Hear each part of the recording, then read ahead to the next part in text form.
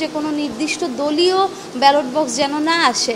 একটা বিশ্ববিদ্যালয়ের প্রশাসন জাকসু হতে যাচ্ছে, এখানে দলীয় ব্যালটের প্রশ্ন কিভাবে আসে, তো সেটা নিয়ে কথা হয়েছিল। তো ছিনতাই এটা তো ভাই বিশ্ববিদ্যালয়, অন্তত জাহাঙ্গীরনগর বিশ্ববিদ্যালয় সম্ভব না।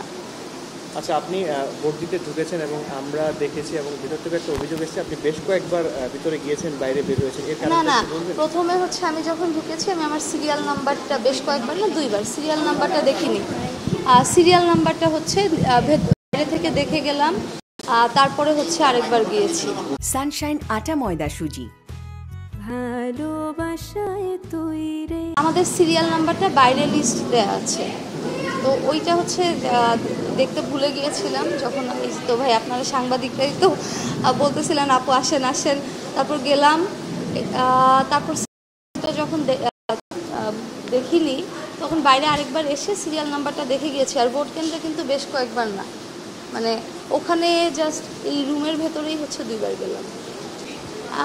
না ঠিক অ্যাকচুয়ালি না, বললেন আমি যখন ঢুকলাম তখন কিন্তু একদমই কারেন্ট ছিল না, তো কারেন্ট না থাকার কারণে কিছু দেখতেই পাচ্ছি না। তারপর আপনারা জানেন যে আমি চোখে একটু আঘাতপ্রাপ্ত হয়েছি।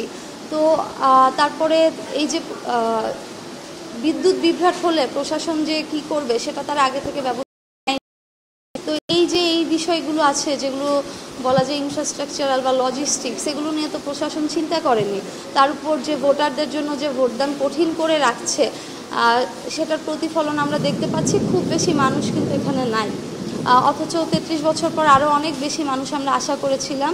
তো এখনও সময় তো আছে, হোপফুলি সবাই হচ্ছে ভোটটা দিয়ে যাবে ফ্রি হয়ে।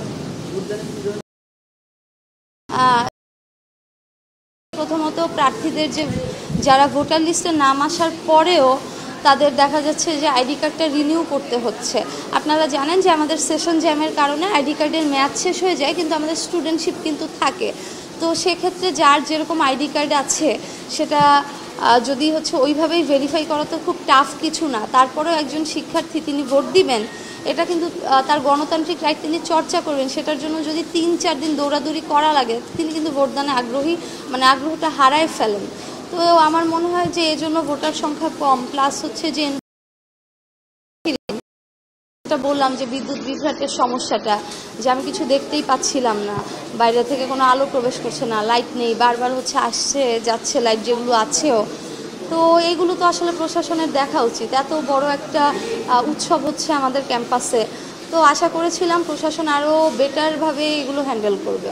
আইডি কার্ড রিনিউয়ের সুযোগ ছিল, কিন্তু আপনাদের বুঝতে হবে একজন ভোটার তিনি এই আইডি কার্ড যে মেয়াদ শেষ হয়ে গিয়েছে এটা কিন্তু তার কোনো হচ্ছে দায়বদ্ধতা এখানে নাই। কারণ আমাদের যে অনার্সের আইডি কার্ডটা দেয়, মাস্টার্সের আইডি কার্ডটা, সেটা তো আমাদের পুরো অনার্স জুড়েই থাকার কথা। তাহলে প্রশাসন কেন অনার্স আইডি কার্ড শেষ হয়ে যায় অনার্স শেষ করতে পারে না? আর আমাদের মেইন উদ্দেশ্য হচ্ছে যে এরা যে ক্যাম্পাসের লিগাল স্টুডেন্ট সেটা ভেরিফাই করা।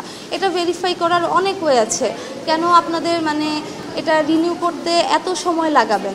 আর রিনিউ কিন্তু এখন অনলাইনে করা উচিত। আমরা যেগুলো ইশতেহারের কথা ইশতেহারে বলেছি যে সব কিছু ডিজিটাইজেশনের মাধ্যমে আওতায় আনা হবে, কিন্তু দুঃখের ব্যাপার হচ্ছে এই জাহাঙ্গীরনগরে আইডি দিতে গিয়ে যেটা প্রিন্টের জন্য অ্যাকচুয়ালি মাত্র 2 মিনিট লাগে, সেটা আনতে গেলেও পুরা লাইব্রেরিতে আর কোনো কেউ খালি না থাকলেও আমাদের 3 দিন দৌড়াতে হয়। তারপরে হচ্ছে প্রত্যয়নপত্রের একটা ব্যাপার আছে। প্রত্যয়নপত্র আপনি হলে প্রশাসন কতক্ষণ আছে সেটার উপরে ডিপেন্ড করে। সো এটা ভোটারদের জন্য তো অনেক কঠিন একটা তো এক্ষেত্রে অনেকে অনাগ্রহী হয়ে যাচ্ছে। ধন্যবাদ।